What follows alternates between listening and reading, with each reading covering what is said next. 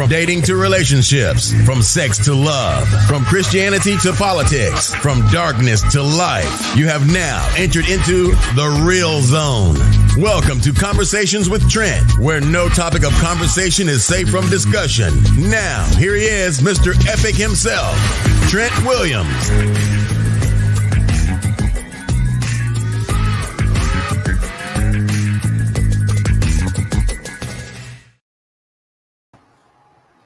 What's going on? What's going on? What's going on, beautiful people? Welcome to another Conversation with Trent and Friends. We got a good one tonight, man. We got a good one tonight. Actually, it comes on the heels of a slew of texts that was sent over by Mark Marine. I call him Slash, from a young lady by the name of Bree. And to be honest with you, I couldn't even get through the videos and whatnot. We won't go into that. But that's how I came up with the topic. Non-beneficial relationships. Non-beneficial relationships.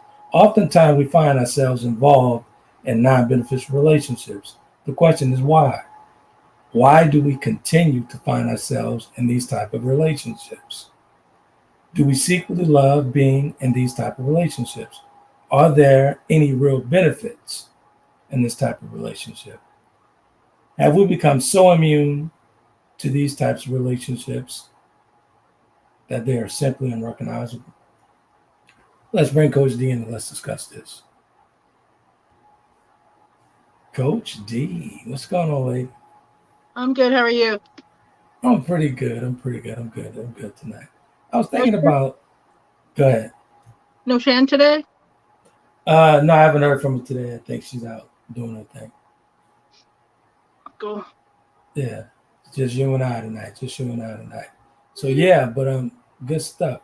Talking about non-beneficial relationships, I came in with questions because I knew you would have answers to these questions. Why do we find we stay in non-beneficial relationships? There's a slew of non-beneficial relationships going on. Do you think they even know that they're in a non-beneficial relationship? Most of the time, no. Because normally what we would call a non-beneficial relationship is actually just a one-sided relationship. And there's usually some type of trauma bond that's happening. So they're codependent. So they're, it may seem to them at the time that they're benefiting, but after they leave the relationship and look back, they see that there was actually no benefit to them.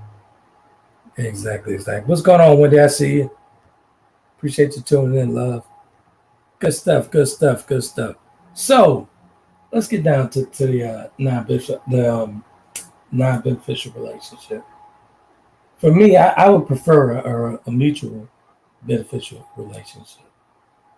A very mutual beneficial relationship. In today's mindset, think about it. Most people in today's mindset, in this climate, you scratch my back, it's up to you to scratch yours. Think about it. Don't you see a lot of that going on, Coach D? I do see a lot of transactional relationships, and I see a lot of it because, and men are not going to like this, and you can write me all the hate mail you want, but women are raising their standards, and they're not putting up with a lot of the BS they put up in the past. Okay. So men are walking around, slinging their, you know what, going, I'm the man, I'm the alpha, I'm in control. I'm like, sir, what are you in control of? She's paying half. She's doing all the cooking and cleaning, raising the children. What are you in control of? I got you. And so I spoke to some great aunties this weekend. And the great aunties have all the tea. So is that right? Yes, because I wanted to sit down and said, so everybody talks about relationships of the old time, old relationships. And she's like, one of them, I'm not going to use their names because they are all ladies, and I'm not going to let any secrets out that shouldn't be out. But they basically said these little boys nowadays have no idea what it was like back in the day. Some little boys, right? Yeah. So Grandpa came home, Grandpa handed his check over. Grandpa had never one time would say, I'm the alpha. Because, that's not how relationships work. I get that. You know what? You're not going to like this, but Slash is always referencing to the grandpa days. And exactly what you just said. Yeah, I know. But he thinks I have penis envy anyway, so I'm like, whatever. I don't know. Good stuff. Well, let's talk about the mutually mutually beneficial relationships. I'd rather that. Actually, I'd rather that. They're I'd called health. rather. I'm sorry. They're called healthy relationships. Exactly. Thank you so much. I knew you would agree with me. Thank you so much. But the only requirements for me and having having a young lady come into a mutual beneficial relationship, the only requirements is you bring your own personal chisel, you bring your own piece. I have my piece. My piece is all wrapped up. Mm-hmm. You bring your own person. I'll take care of the rest. All I require is you bring your own piece and your own personal chisel. Mm-hmm. That's all I require. But a lot of folks, I guarantee you, once this thing was pushed out, they were thinking monetary stuff. They were thinking transactional. But it wasn't even a transactional thing. Yeah, but most people, that's what a lot of people break everything back to, is transactions. Exactly. But think about it though, developing a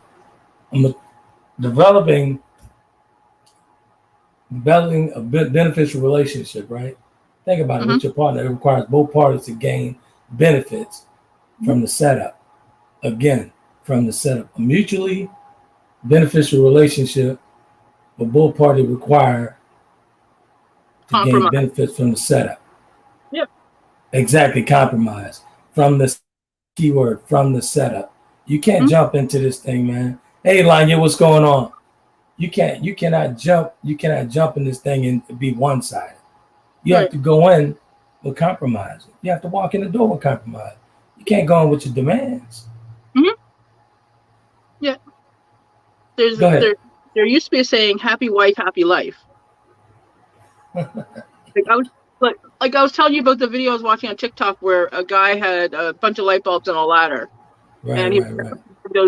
Put some lights in, and then he got a text from his wife asking him if he was changing light bulbs.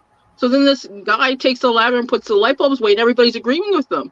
I'm like, y'all are just. I said, this is why women say, you know what? Never mind, I'll do it myself. Because chances are I hear it all the time. D, I've asked a dozen times, and then when I stop asking, they get mad. I'm like, gotcha. Let's get to. I wrote a few pointers down for the mutually beneficial relationships, and they were my personal pointers. This is what I require. Well, this is what I'm giving. Not requirement. This is what I'm giving. Number 1, peace. Number 2, non-chaotic space. Number 3, understanding. Number 4, genuine love. Number 5, which is important, grace. Number 6, forgiveness.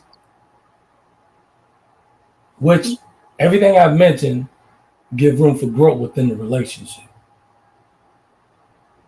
To me, in my opinion, that's a mutually beneficial relationship. That should be the standards for it, 1 through 6. What's your thoughts on that, D? But you didn't include honesty, integrity, communication. There you go. Good stuff. Because we'll add to that list then. Good stuff. Okay. Good stuff. I totally agree. But you can't require forgiveness. Well, say that. I'm sorry. You can't require forgiveness of anybody.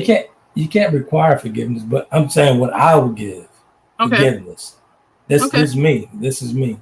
What I would give. That's my rundown as far as what I'll give to a mutually beneficial relationship. What up, Al Sal? I see you, Al Sal. Mark says that let me pull that up so you can read it. Control chimps. Granddaddy didn't have to beat his chest because he and Grandma knew their roles. Yeah, if Granddaddy messed up, Grandma hit him with a cast iron frying pan, sir. Some of y'all need to talk to your grandmas because she talked to the granddaughters. Sure, share some more with the old ladies. Share it with you, please. All right. So the great aunts that I spoke with, they had all the tea. So they were telling me about how all these they called you little boys. Sorry, men. They're in their 80s. They can call you whatever you want. Said that you don't understand what relationships were really like. Right. The men were the head of the household because they had no choice. They weren't allowed to work, weren't allowed to have bank accounts. but the men would bring home their paychecks. The women would take care of all the finances. And the men knew that if their wife asked them to do something, they would do it. They would not ask 20 or 30 times. It was done. I'll admit that there is a different breed of men today than there was yesterday. I'll admit that. Yeah, I'll definitely admit that. I was talking to a friend of mine, and and this is funny. We were talking about how her pictures changed. And she goes, these are the pictures when my daddy was taking care of me. These are the pictures when my husband was taking care of me. Oh, wow. What was the difference? She looked way happier when her daddy was taking care of her. Huge difference. There was no stress. You know what I mean? And then Again, that goes back to my list of what I'm bringing to a mutually beneficial relationship. Peace is number one on my list. Number two, non-chaotic space. But I'm telling the men, if they're going to need to get their act together and start doing some work, because standards are raising higher daily. And you're going to be left, like you go to a nursing home, the ladies all have visitors. Totally. I get that. But you know me, it's shared responsibility when it comes out to these relationships. Or you can say shared responsibility all you want. The statistics are saying it's shared responsibilities in these relationships. Mark says that grandmother chose violence. This doesn't sound like a healthy relationship / marriage. Doodles princess. Daddy's girl princess. Daddy's girl princess. Well, sir, your daddy is the one who teaches you how men are supposed to treat you. People forget that part of it, right? Gotcha. Your father's the first in your life. He's the one who sets the example. So let's go back to the whole developing mutually beneficial relationships. Okay. Ladies and gentlemen, again, developing a mutually beneficial relationship with your partner requires both parties, 1, 2, to gain benefits from the setup. Again, to gain benefits from the setup. And it doesn't have to require transactions, all this other stuff. I'm talking about peace, understanding, non-chaotic space, all that good stuff. You could actually turn that around. I'll take care of all that. Yeah. Just bring your personal chisel. Bring your own peace. I already have my peace. Bring your own peace. I'll take care of the rest. A healthy relationship is both people can be supportive of the other, and no one has to stand in the shadows because somebody else is afraid of them shining too much. Boom. Right? Say that one more time. A healthy relationship, both people can support each other, and no one has to stand in the shadow because somebody is afraid somebody will take their shine. So let me ask you something. How would that relationship, in your professional opinion, how would that relationship go if the man, let's just say the man was getting the most of the attention in the relationship, but she becomes bitter and a little envious of that? How would you handle that? As far as advice, she's becoming bitter and envious. Yeah, because he's getting more attention. Well, it depends. Is she being ignored? There's a different levels of attention. Where is the attention coming from?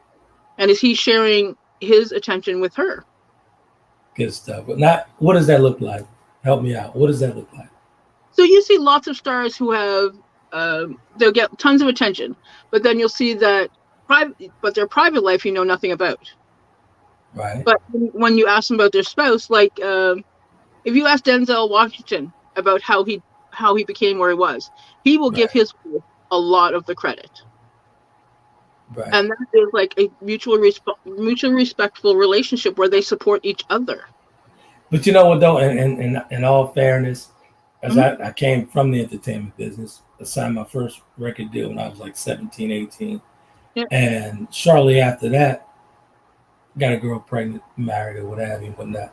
But we were told by management not to say I was married, not to say anybody else in the group was married, because that would ruin record sales. I was, as a kid, I'm going along with the flow because they're writing the checks. It's about image and the Exactly. But ability. so, in all fairness, that had to be done that way at that time. But I get what you're saying. It it didn't have to be done that way. They did it Well, that way I because was young. I was young. that's the way they choose to do it. We've come further now in these days that it's uh, peddling off young stars looks different. Right.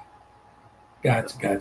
So how would you actually give that young lady if she's getting equal amount of attention, but she doesn't see it that way? How would you give her that advice? What would you tell her if she's getting envious by the attention that her man's getting?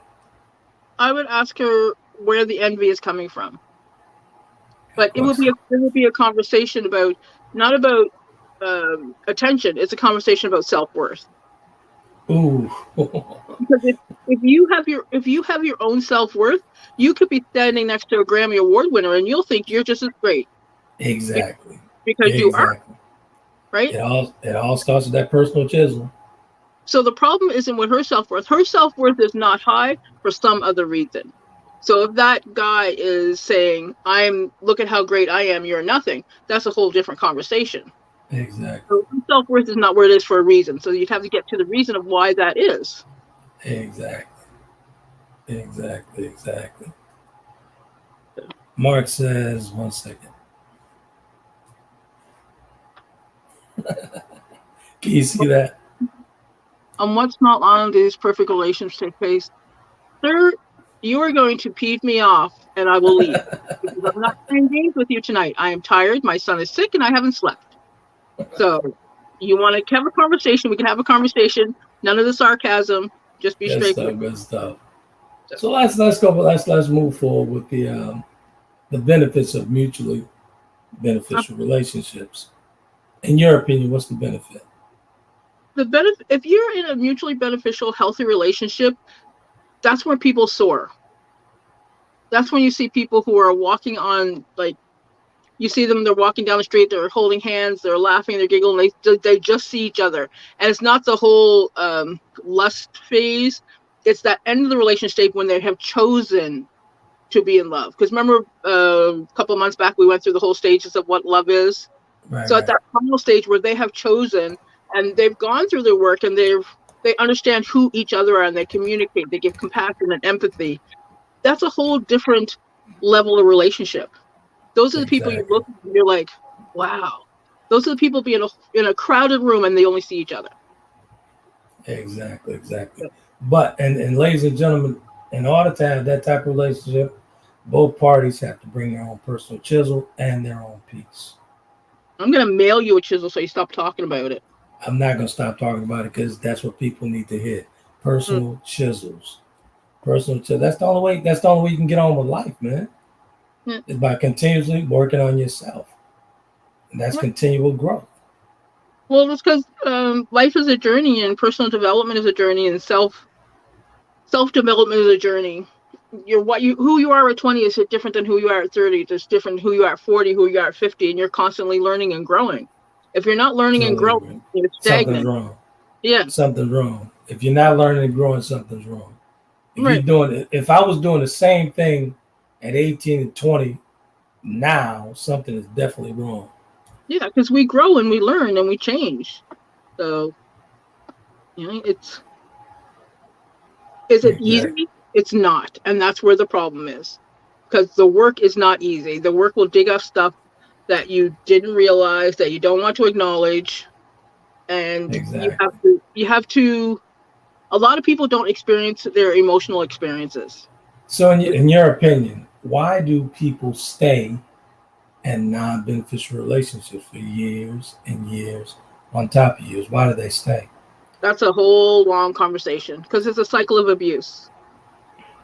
So it goes back to more than just that relationship. So remember, most people who are in abusive relationships came from abusive families.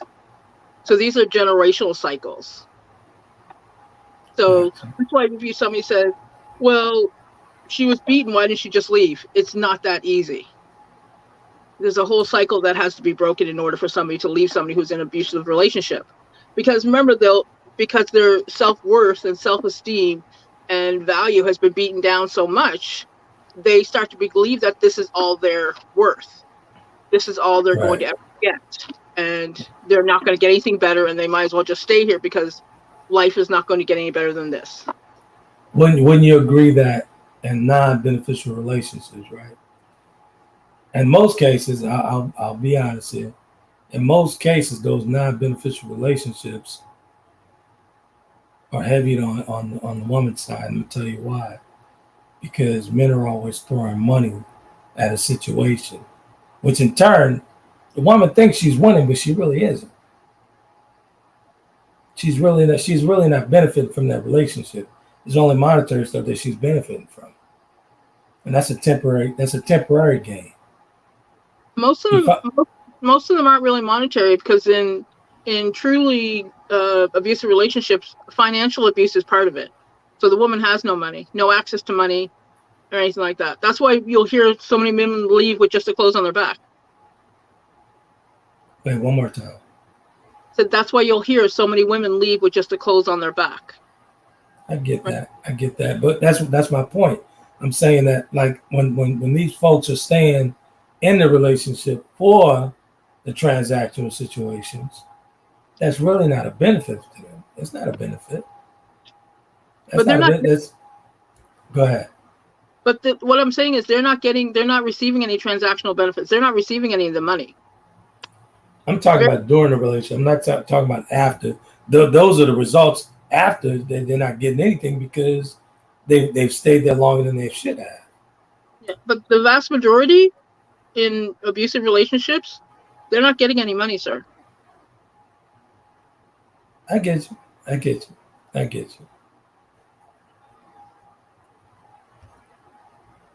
Mark says it.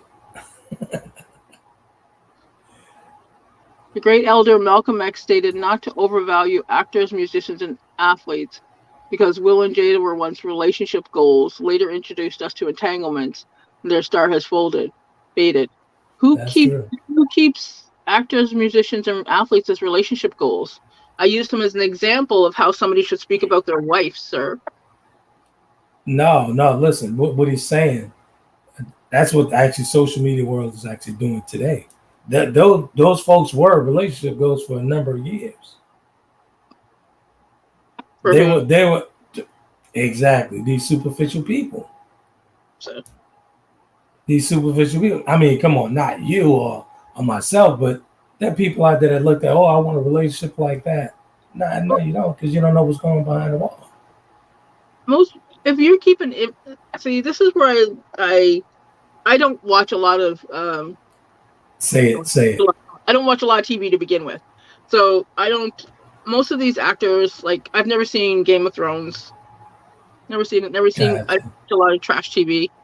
Most of this come from reality watchers. So when you think about it.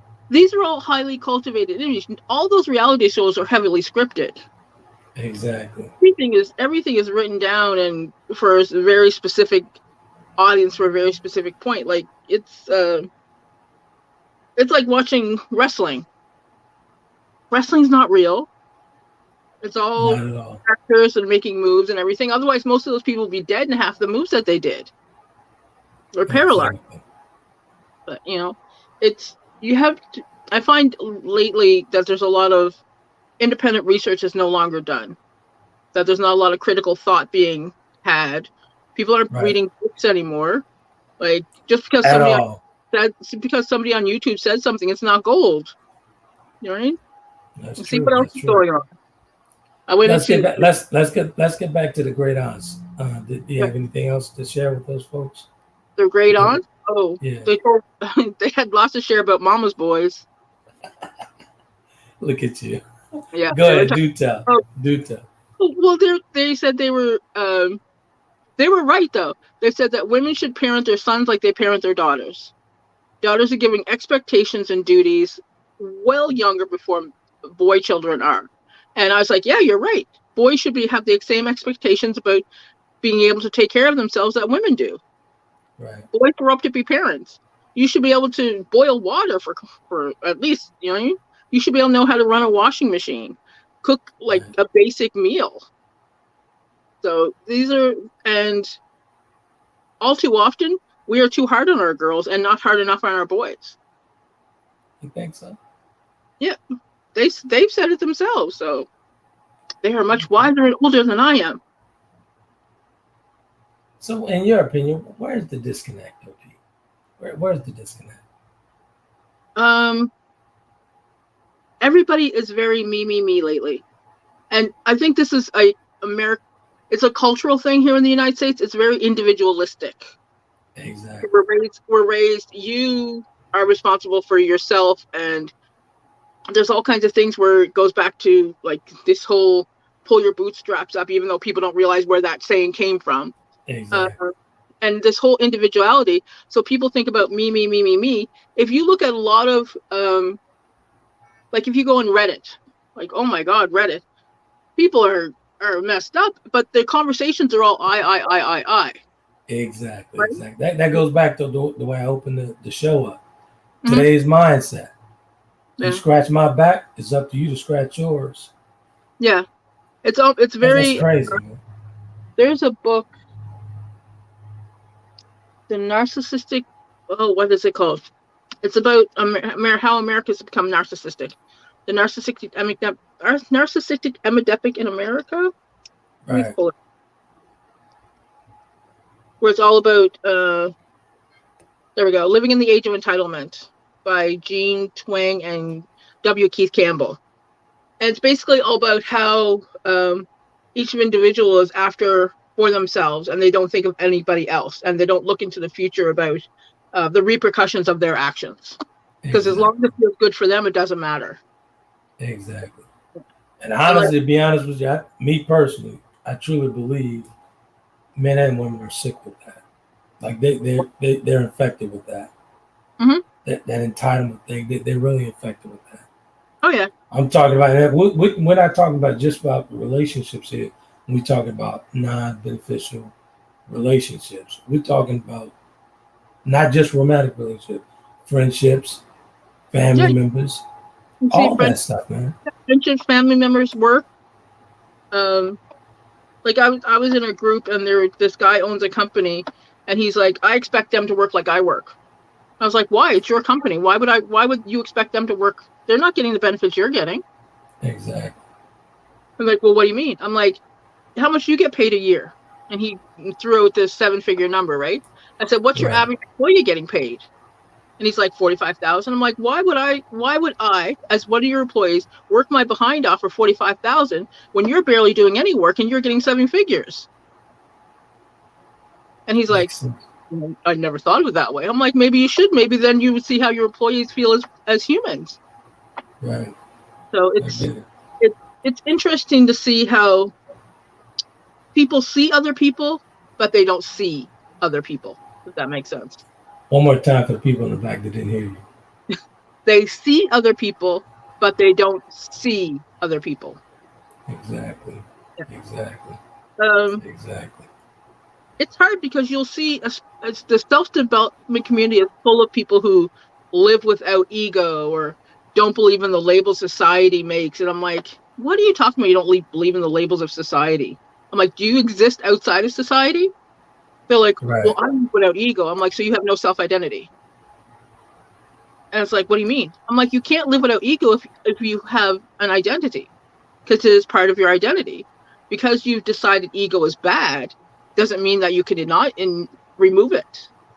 And a lot of it is people are trying to avoid their stuff so much, they've come to the point where it's no longer so they come to a point where there's a pendulum, and because they've avoided it so much, it's going to swing all the way to the opposite end, and they're going to get the extreme of everything is going to get thrown at them because they don't understand how to deal with it because they've been avoiding it so long. Exactly. Again, Dee's going to hate this, but again, this is a lack of bringing your own personal chisel to your own party. No, I just hate that saying. I don't hate the whole idea of doing your own work. Exactly. I know. It's 31 after the hour. We're gonna let it breathe for real quick. We're gonna take a quick break. All right. We'll be right back, folks.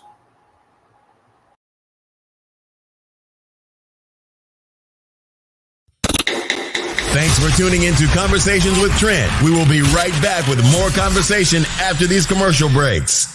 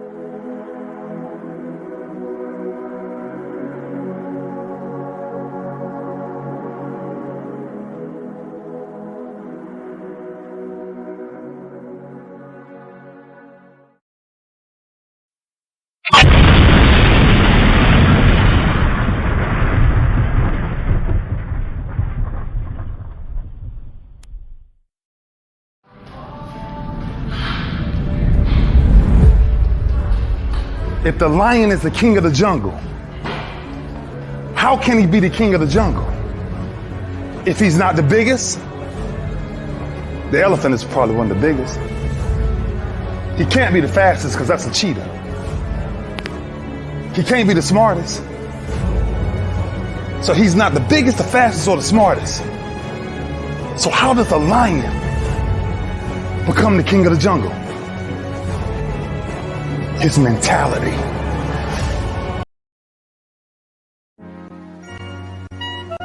Check out the creative work of the author Trent Williams of www.taylorkennedymedia.com. Chapter of the Delta gives us a peek at his life-changing events. And if that's not enough, Trent tells you more about his brothers and his life through memoirs in his book, The Four Horsemen. His blogs and daily stimulating quotes are published in his book, Life's Little Addiction. And when you have a need of some human coaching of life and relationships, take a look at Conversations with Trent, Volume 1 and 2, and Conversations with Trent, Limited Edition. You will find his works available at Amazon, Barnes & Noble, and all online book retailers.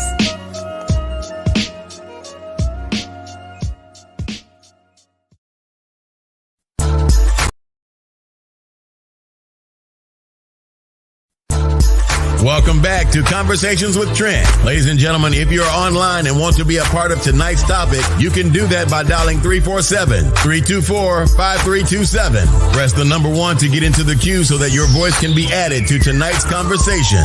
Now, let's get back to the show.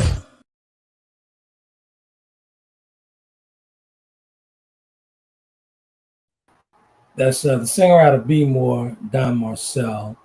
Actually, his latest single's out now, so we're going to pick that up. Don Marcel. Also, Al Sal. Al Sal being stores over in Illinois.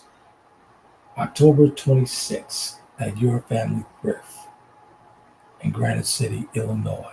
October 26th. Al Sal's the guitar. And of course, Taylor Kenny Media for all your book needs, all that good stuff. TaylorKennyMedia.com. Good stuff, good stuff, good stuff. All right, let's get back to this non-beneficial relationship. So let's talk about anything else that these great aunties talked about that would be beneficial to the guys. Oh, they told them to learn how to fix stuff again. they did not have a lot of love for this man's generation. I'm telling you right now. For this generation. Yeah, they had a lot of I guess it'd be my generation, Gen Xers, the men born in the 70s and 80s.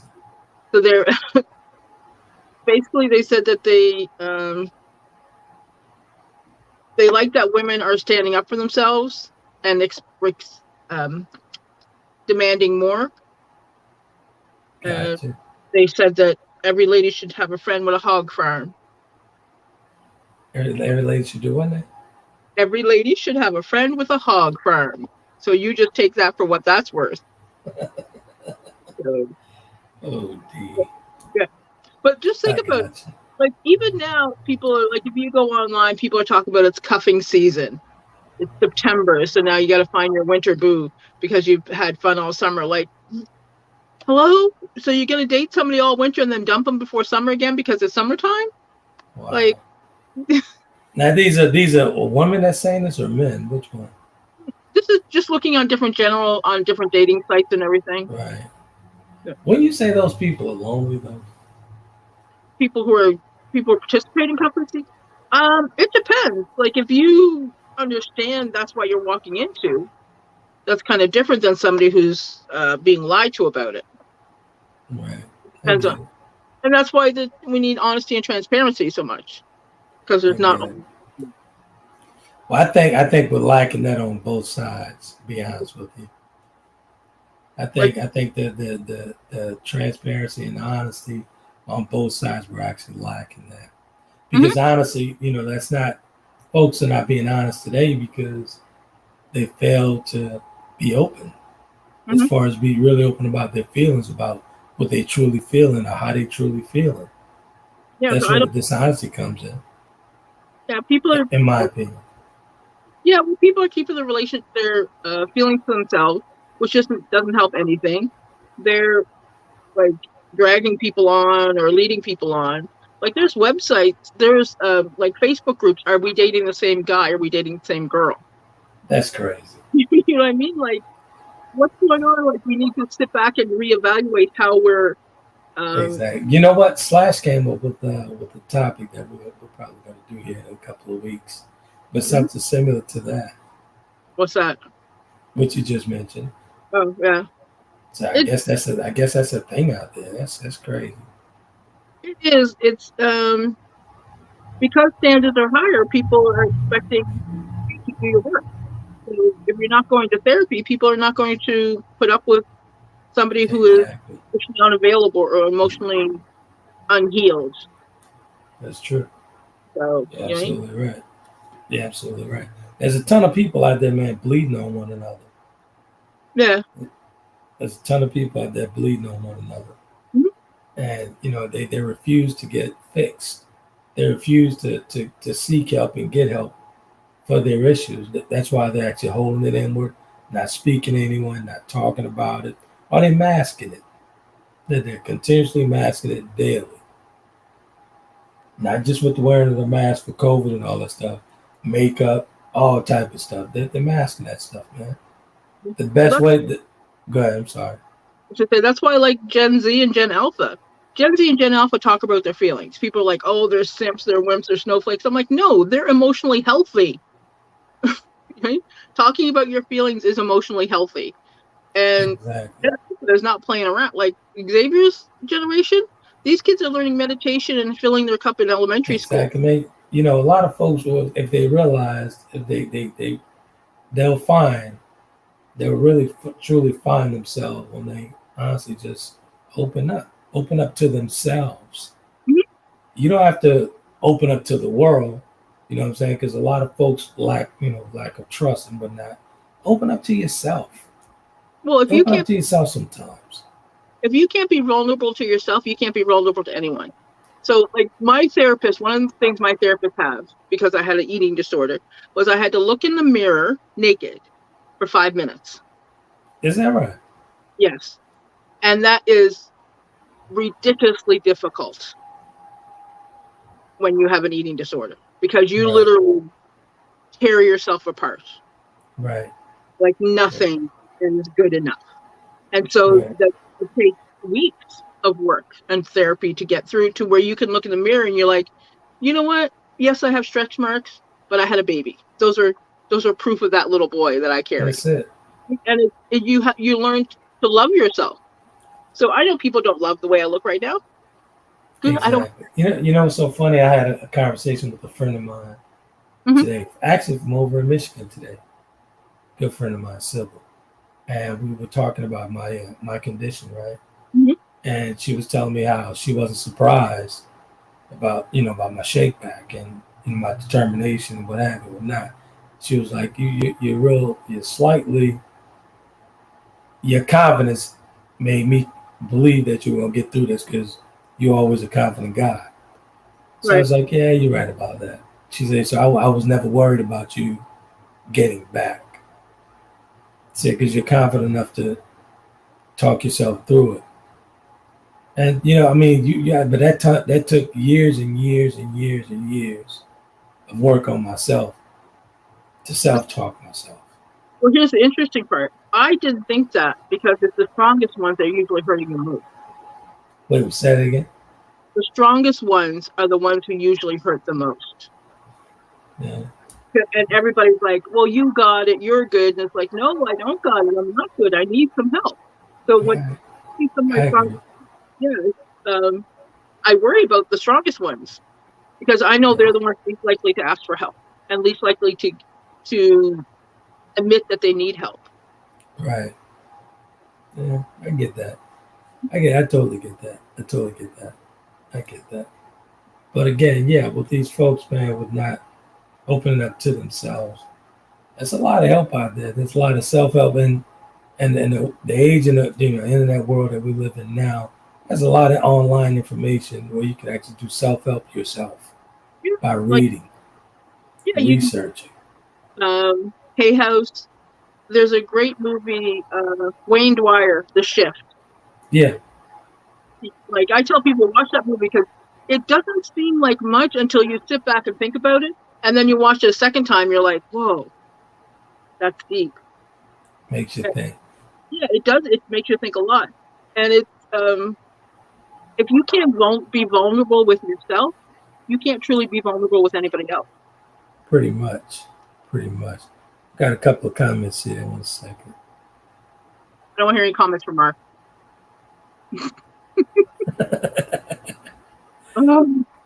I think I missed him though. Let's see. What is it? I can't see. Parasitism in a relationship is what? Is which one partner, the parasite, benefits at the expense of the other, the host. Parasites hurt their hosts in many ways, ranging from general or specialized pathology. Yeah, sir, that's called an abusive relationship. Gotcha. Characteristics to the modification of host behavior. Parasites increase their own fitness by exploding twice for food, habitat, and or dispersal. Why are you talking about host and parasite? Just talk about people. Gotcha. The last one, what did you say? Let's keep it a buck. Meaning keep it 100. Men and women talk to women, often because pillow talk turns into daggers. What's spoken behind closed doors gets plunged back up, used as friendly fire. No, it doesn't. Not in grown adult conversations where people have mutual respect for each other. Exactly. And this is where the miscommunication comes in at. The stuff he's speaking of, that sounds like to me a couple that miscommunicated throughout their marriage, relationships, or what have you. I'm actually helping a couple out now who's actually doing exactly what he said. If you're throwing like daggers at each other, that's not there's an issue. But your average conversation, when it comes to men talk to men, women talk to women, no, that's not true. Because if you can talk to men, you can talk to women about the same conversation. I'm gonna use your word. I'm gonna use your word on you. It's unhealed people that do this. Yeah.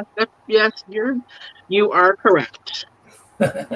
Those to me that's unhealed people because I'm literally helping a couple right now that does this on both sides.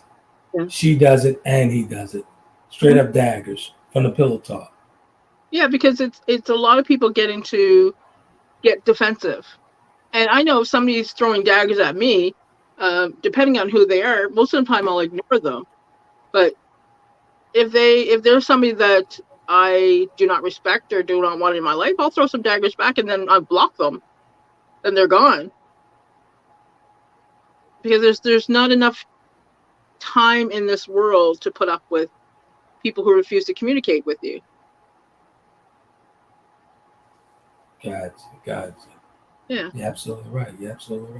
Key to so many things. Like you have to be able to communicate with your spouse, your co-workers, your boss, your kids.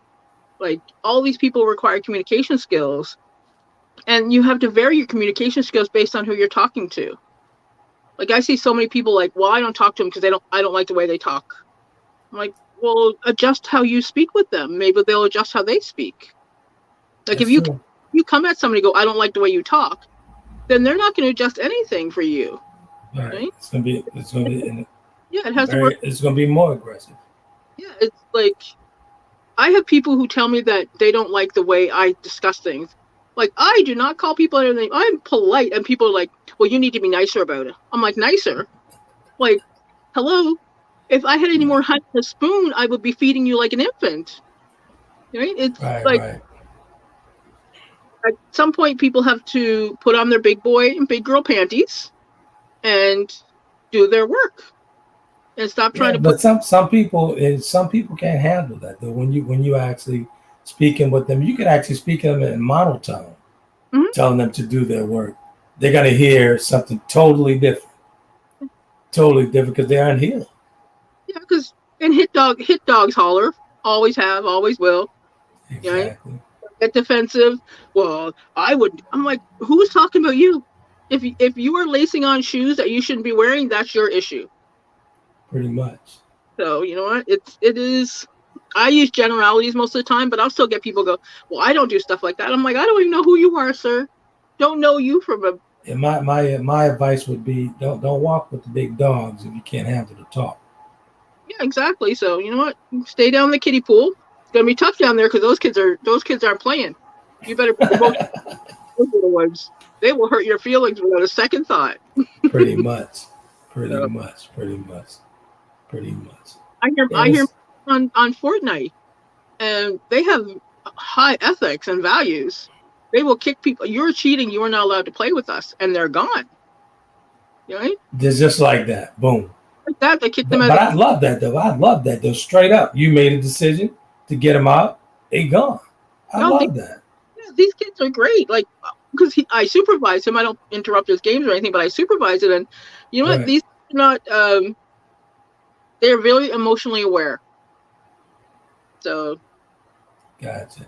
Well, let's go back over these pointers again. I want you to break it down one by one, and then we'll close out with the teachable moment here. So here's the benefits for me personally. Here's the benefit with being in a mutual beneficial relationship with me. Number one, I'm bringing peace. Number two, a non-chaotic space. Number three, understanding. Number four, genuine love. Number five, which is most important, grace. And number six, forgiveness, which ties into grace. And like I said, go ahead, I'm sorry. I said I'll add a few more. Honesty, integrity, compassion, empathy, support, and freedom. Boom. Boom, boom, boom. Which all mentioned from myself and Coach D give room for growth within the relationship. Again, all mentioned will give room in the relationship for growth. Now, if you don't want growth, don't come into the bubble. If you don't want growth, you cannot come into the bubble. Yeah, and you're not admitted into the bubble. Go ahead. Yeah, be vulnerable with that other person. Like, if you refuse to be vulnerable with that other person and then say they're not, they don't allow you to be vulnerable, then that's an issue with you because you have to allow yourself to be vulnerable first. That's true. It's respect. That's a huge point. Respect goes both ways. I see so many people now in different conversations. They're very one-sided and they talk about, well, I didn't get this, I didn't get that. I'm like, well, what did you give? Like, what do you mean, what did I give? I didn't give anything. I'm like, well, what do you expect? You expect people to give you all the stuff and you're not doing question. Give that question to the people in the back who didn't listen. Yeah. What did you give? Exactly. But that's a fair question. What did you give? Mm-hmm. You're always expecting, what did you give? Yeah. And like I said, when I open the piece up, it's not always about a transactional situation as far as transactional stuff like that. Yeah. What are you giving? Are you giving peace? Yeah. Are you creating a non-chaotic space for me to operate? Are you giving them to navigate? Close. Yeah. It's simple, man. These things are simple things that you could actually apply to your daily life. You just have to, again, like D hates this word, you just have to pick up your personal chisel. Yeah, That's it. It works. It's just whatever. It works. I live It with it. works. There you go. Good stuff. Good stuff. And Good that's the stuff. take. See, compromise. And there it is. There it is. There it is. That's an example of compromising, folks. You see that? She hates the word, but And I think if more people compromised and were able to be friends with each other, we would absolutely. the world, because it's all about relationships. You have relationships with everybody you're around. If you're in a line, you have a relationship with the other people in the line. Like Right. how you interact with everybody is a relationship. I was reading an article about how bystanders don't get involved in things because they expect Right. other people to do. And I was thinking about that. I'm like, wow, that is really true. Because I remember back many, many years ago when I was coming home from the summer from exercises, Mhm. and one of my parents' neighbors were running out of the house going, help, help, help. And I was like, what's that? What's going on? So I went, still in uniform, went over to my parents. I'm like, hey, do you know what's going on over there? She's like, no. And my stepdad's like, go see what's going on. And what I did is I went inside, got showered and changed, and then went over. Oh wow. Yeah.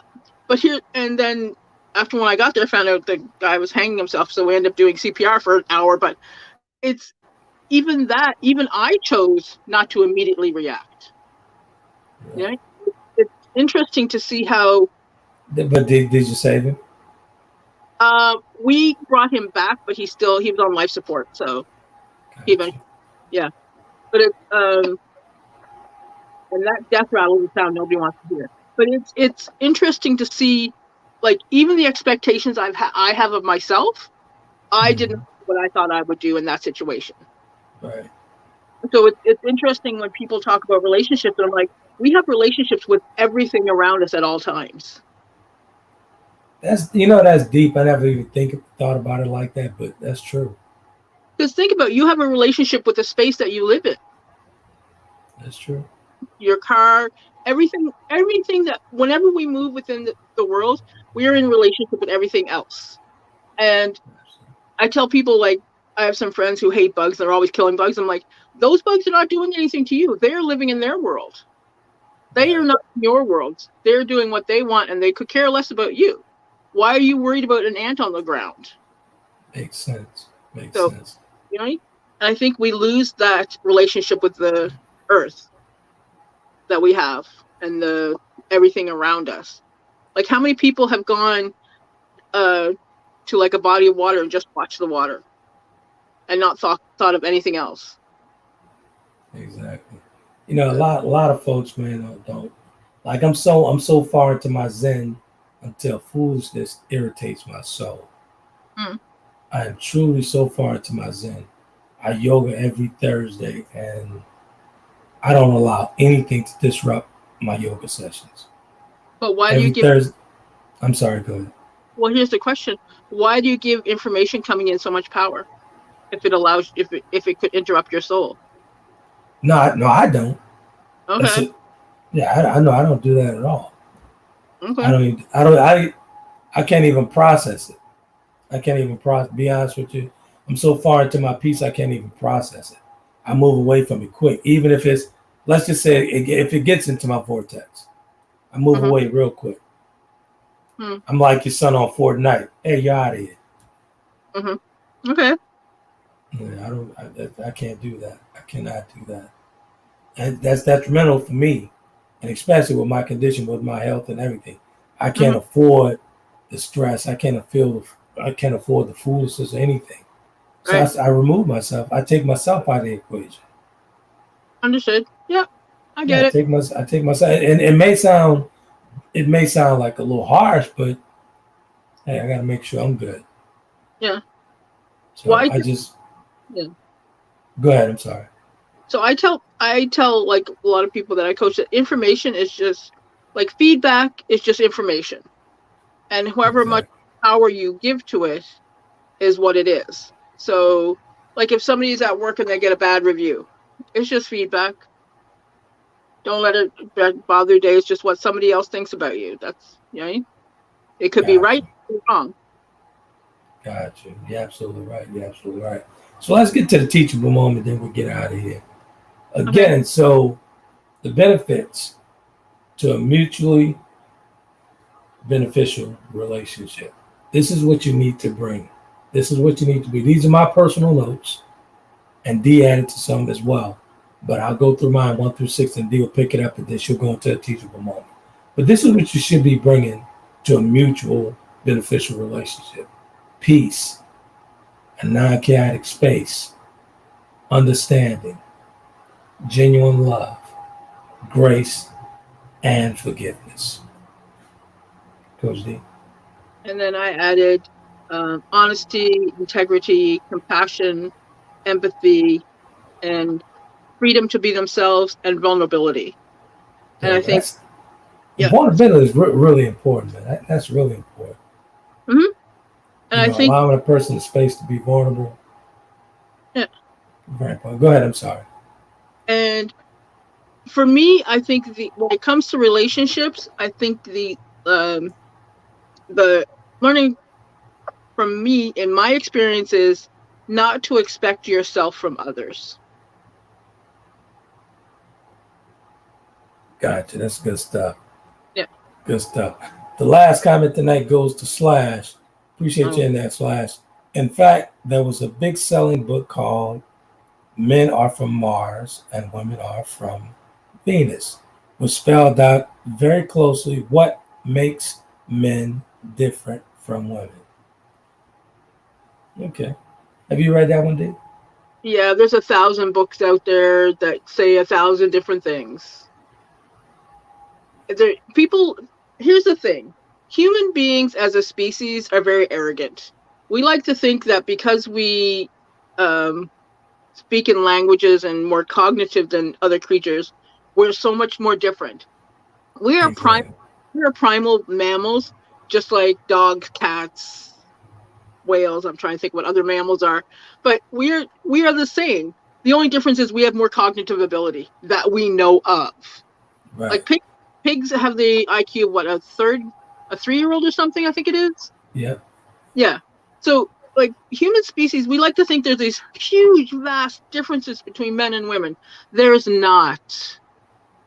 It's chemicals and genes and some body parts. Gotcha. Let's get to the last comment because I like this comment here. What's the last comment? Men and women communicate on different frequencies. On an equal playing field, men deal in facts. Women come from emotional places. Some women do. I agree with that. I'm speaking within discussions and problem solving. Okay. Some women do. Some women are emotional. Sir, Go ahead. What'd you say? I believe that man would dare say that, knowing I specifically give out facts on a regular basis. Like, but you're not like honestly, D. Listen, honestly, I know you very well over 20 years. You're not an emotional creature like that. I know you personally. I know you're not like that. I'm very emotional. I just choose when to use the emotion, because in conversation it doesn't help. But here's the thing. But women are when they say stuff like that, men are more logical and fact thinking. It's bullshit. It's BS. It's pure BS. You were about to curse. I stopped myself. That was a close one. But it is BS. It's, I've heard, like, we need to have that conversation. That needs to be a show. Which one? Emotional? More than women. So what you're saying, we respectfully disagreeing with you, right? Because some women, I truly believe, are very emotional. Some men are. I totally agree with you. But when it comes to logical thinking, men supersede most women. No. We are so gonna have a conversation on that. What's the topic? It is a very sexist thought that men are more thinking than women. We have the same brains. There's not that much difference. So what's the topic? Emotional creatures? Should we say emotional creatures? No, I will. No, because I'm not. You are not being unsupervised, sir. I will come up with a topic and send it to you. Yeah. I'm loving it. Well, Well, you know, because when I go on unsupervised, and hey, Yeah, I'm not any misogyny get into this. there you go. So look, that would be a great topic about emotional, you know, states and all that good stuff. I'd love to have that conversation. Yeah. We'll definitely have that. We'll definitely have that one. That's it. Emotional states. The I'm sorry, benefits of sharing emotions, maybe something like that. exactly. I'll think about it. Yeah, You'll send get me it. something. Yeah, you know it. Gotcha. Well, we're gonna say goodnight, folks, and we appreciate you guys tuning in. I saw you guys over on YouTube as well as Facebook. See you guys are viewing over there, so we really appreciate that. Truly appreciate the support and all that good stuff. So don't forget, like Sly say, smash that YouTube button to subscribe, and we'll see you on the other side of Wednesday. As always, Coach Day, I appreciate your faithfulness. No problem. Good night, everyone. Take care. You guys be epic. Bye.